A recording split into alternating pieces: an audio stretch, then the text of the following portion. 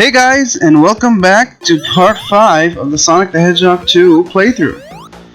We are going through Metropolis Zone, and this is technically the big, scrap brain replacement, I guess you could say.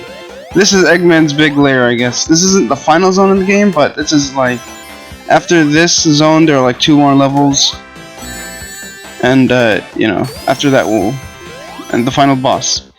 So, before I get into what I wanted really to say in the video, I'll just talk about Metropolis Zone pretty quickly. I don't like this zone very much because, well, the zone itself is kind of fine. It has a lot of these, it's kind of a pretty mechanical zone where you're going up gears and whatnot, platforming through gears, and there are these like spinning platforms that, it's rotating in like this, it's rotating and you have to jump on it, and there are these bumpers that carry you up. The platforming itself is fine, and there are these square platforms that have spikes on every end, but the spikes rotate which end they come out of, so just careful with that. There are these screws obviously that you have to just run on so that you can screw them up, and you can move on with your life. Switches to press to get platforms to move on. Nothing out of the ordinary really, nothing really too hard or too, oh man, this is just miserable. No, I think what the difficulty is, or well, I wouldn't say difficulty to be honest, I would just say bad design. Where that comes from is from the enemies mainly. The 3 enemies, I think there are only 3, that's one of them, Shellcracker I believe his name is, where he's pretty much this crab lobster type enemy that, pretty much what his deal is, he's put it in the most inconvenient position for you, so that when you're running and you can't see him, these are the square platforms, when you're running and you can't see him, well, you're gonna get hit, because, well, his arm's gonna extend out and he's gonna hit you, and it's just a pretty hard enemy. You have to know when he's coming to be able to hit him. We just saw the second enemy right there. I think they're called Astrons or whatever. They're starfish type enemies, where they're pretty much always in the walls, and that's the third enemy. We'll talk about him later. But the Astron type enemies, or whatever, I don't know what their name is, they're pretty much always in the walls, and when they see you, when you're in their line of fire, I guess you could say, they're gonna move towards you, and then they're gonna explode, and you're gonna shoot spikes in 5 different directions, and you might want to dodge that. And again, the problem with them is they're put in the most inconvenient positions that, well, you're most likely going to get hit, because usually they put them where the screws are, where you have to, by the way, this zone has lava too, so there's that. But they're put where the screws are, so when you're running on the screw, there's no way you can dodge them. And yeah, the third enemy, Slicers, I guess the most common enemy you're gonna see here, because they're always, again, like the first two, put in really inconvenient positions where, again, this is a problem I have with the genesis of 2D Sonic games in general, where sometimes when they want to have difficulty, again, you're running pretty fast, it's a speed-based platformer, so sometimes, you want to run fast, but they don't want you to, like, you can't hand you the hold right to, proceed or whatever, hold right to win, as they say. No, so they're gonna place an enemy there, but you're not gonna see him because the camera is zoomed in a bit too much Sonic, or you're moving at top speed, so you're not gonna see anything coming, coming on screen until it's too late and you take a hit, and Slicers are pretty much that. So, like the Shellcracker enemies, they're placed where pretty much you're running, and once you see them on screen, they're gonna throw their like pincer type things, or their slice, I don't know what they are, but they're gonna throw them at you, and they go in like this circular type movement, I guess. They go in this weird movement, but they're going to gun for you first, and then they're gonna like spin around or something. And yeah, again, 90% of the time, or maybe like 99% of the time, they're gonna hit you, and it just like right there, if I didn't have invincibility, that would have been a hit right there. And and right there as well, I only knew that was coming because I test played this. Obviously, watch out for the lava. It's not a friendly place just because of that. Otherwise, the platforming is fine. I don't have a problem with it. Oh, this part, I die a lot here. Actually, so I pretty much said what I wanted to say about the zone. It's not really a terrible, miserable zone. By the way, I wanted to roll down, and I ended up dying. I left this as is. That's what I'm getting to. This isn't a fantastic zone that I like. It's not a miserable zone that I hate, and it's not like the most fun thing ever. So on a good day, it's whatever. It's Metropolis Zone. I'll just, if I want to beat Sonic 2, I'll just play this zone and get it over with. But yeah, it's a zone like that where there's just nothing I can realistically do, and then I have to go reload the screw to go move back down. So I have to move off screen and then come back. And on the worst day, which ironically enough the test playthrough was fine, but the recording itself was so miserable. The only reason this part is as long as it is because I died a lot and decided to leave it as is just to show you how my experience would be with Metropolis Zone. And I don't play this zone a lot. I think actually, hot take here, the music is okay. That's not one of my favorite tracks ever, to be honest. I like all those zones that came before it more. I honestly like it more than the music that comes after it, so there's that, but other than that, So I decided to leave this take as is because I wanted you to know how like I play how I go through Metropolis, and how I play Sonic 2 in general is pretty much this. I play like Sonic 2. I mentioned this before. It's my favorite of the Genesis titles. The first 2/3 of it are my favorite part of the Genesis titles. After that, honestly, like after Oil Ocean, or usually on a typical playthrough, if I want to have fun, I want to play the game some, I'll just boot up Sonic 2, play through Emerald Hill all the way to like Mystic Cave or Oil Ocean, and then once I get to Metropolis, you know what? Nah, I'll just shut the game off. This isn't fun for me. This is just tedious and annoying. And as you just noticed right there, actually I die a lot in Act 3, not Act 2. But yes, there's another act. They actually decided to redo the whole Sonic 1 mentality with Metropolis Zone of all zones. So we have Act 3. Yeah, look at that. Just no way I can see that coming, so get hit. We have a third act, and actually I remember the first time I played Sonic 2 as a kid. And I got Metropolis the first time, and I was so frustrated because I was just like getting hit all over and dying all over, because again, it's not the most friendly zone ever in the world. The friendliest zone in the world. It has crushing things as well, but I never really get crushed by them, so they're there. And then I just don't realize at all that I keep just going through it because I get to a point where my mind is turned off, and I'm just playing through it, just going through the motions, just trying to get it over with. And I finish Act 1 and Act 2. And I just start playing Act 3, and it just doesn't really come to me that, oh wait, there's a third act. I actually realize in the middle of the act, when I start taking more hits and getting really more frustrated, that wait, I'm playing Act 3! Why is there a third act of this? Who asked for this? And I got so frustrated that I actually shut the game off, and I was just like, ugh, this sucks, I don't like this. And honestly, to me, at this point in the game, like, I don't want to be a pessimist or anything, again, I'm just saying how I feel about the game, but at this point, like Metropolis onwards, the game really has nothing to offer for me, if I'm being honest.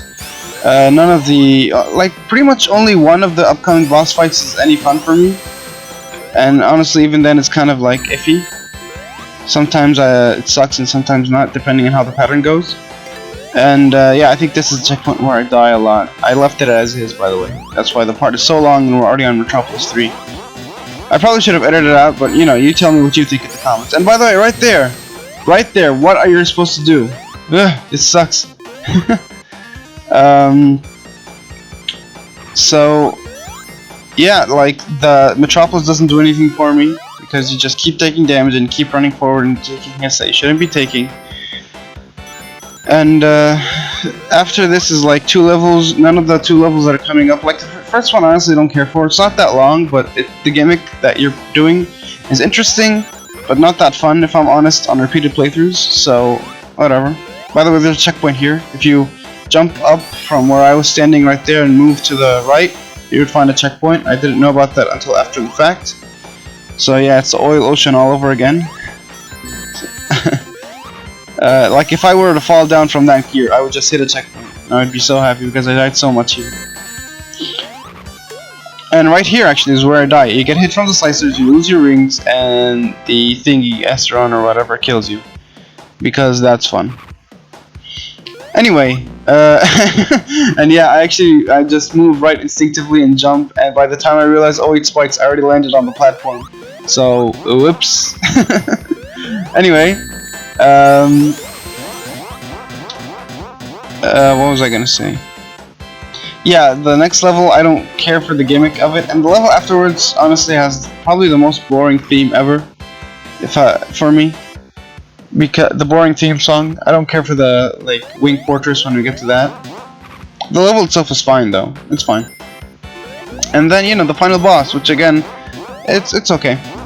It's a final boss. So at this point, I wouldn't call any of this miserable to play or anything, but it's just not that fun.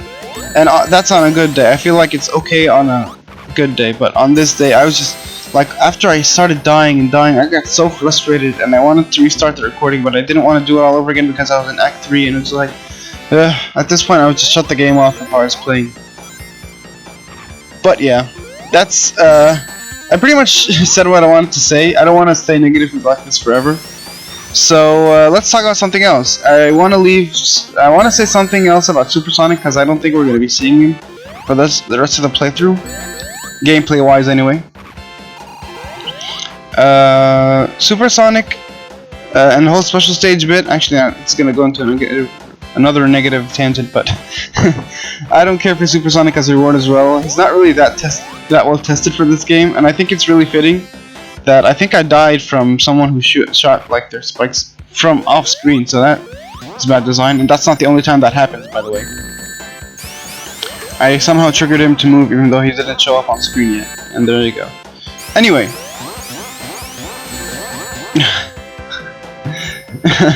I'm learning how to manipulate like that. Press the jump button and you bounce higher. I actually learned that right now. Anyway, so if you didn't know that, there's something new. But Supersonic, especially, I don't get him in Metropolis Zone because I get hit all the time, but I've seen people who do get him in Metropolis Zone, and they just constantly run into glitches because he's just too fast. Or not glitches, I guess would say some minor bugs with the game where stuff like the hitboxes for the ground don't load really quickly because Supersonic just moves too fast, so things can't unload, so new things can, be loaded in to be processed, I guess, in time. And it's just like, Supersonic was not that well tested for the game, and I think Metropolis Zone is where it shows the most, so, yeah.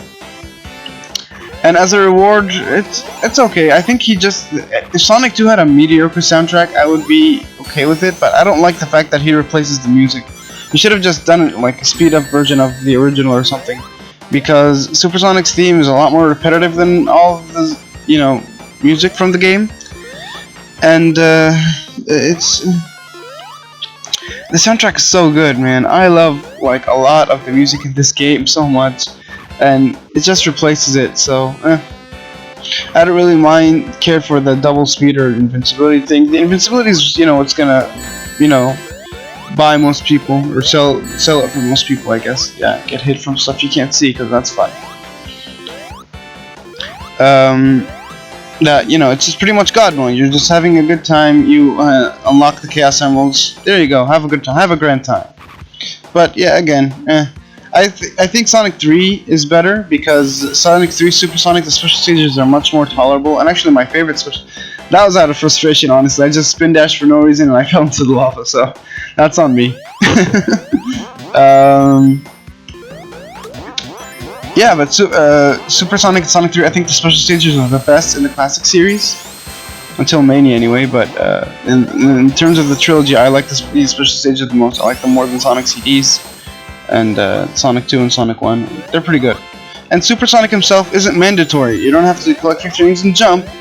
You have to collect 50 rings and double tap the A button. You get a new ability in Sonic 3 to where you do like an insta-shield or like an instant shield. I'll talk about that when we get to Sonic 3, but you have to do that ability to turn to Supersonic, which is much better because, at least it's not mandatory. It's not really the best thing ever. I would rather Supersonic be assigned to a separate button entirely, but it is what it is. And I think, I guess it works in Sonic 2's favor. The special stage is not really fun to go through because, again, this is the first time I've ever had access to Supersonic, and it actually gave me a bit. This is where I discovered the checkpoint, but Supersonic actually gave me a bit of trouble in the next zone coming up because I collect 50 rings inadvertently and I jump and I turn into supersonic, and then that screws me up entirely because the next like platforming zone, not the level after Metropolis, but the one after that, can be pretty treacherous with its platforming, and supersonic just does not work for it at all, and you have to intentionally get hit in that level so you don't get supersonic, which sucks because I end up losing quite a bit of lives here, as you can tell by the footage. And I want to collect rings so I can get 100 and regain my stock. But yeah, I just get so frustrated and I'm just like, this sucks so much, I don't like this zone. And yeah, I didn't edit anything out. I just said, you know what, this is the raw footage, this is just me after a test playthrough. I don't even remember, I don't know how I didn't run into this on the test playthrough. And this is just one of those cases where the test playthrough goes fine. I should have just recorded that and put it in instead of this. And the actual recording itself does not go that well at all. No, it does not go well at all. Well, so yeah, Supersonic and Sonic 3 is better. Yeah. You fall off the thing, so you have to go back. Reload. Yeah.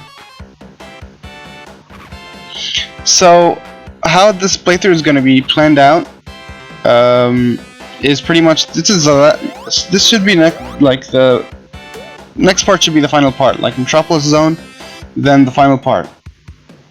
So after that, I'm planning one video. I'm not sure if I'm gonna release it or not, but most likely just record the multiplayer, because there is a multiplayer aspect to this game. I think it is worth showing off. It's not that long. Again, it's gonna be a pretty short video, so I want to show that off at least. And yeah, so just wanted to mention that since I have nothing to talk about. Because yeah, that's pretty much we're approaching the end of the part, so I think this is probably the take that I win. Yeah, I think this is it, because this was my last life. I barely made it through. I trigger that guy early and dodge him,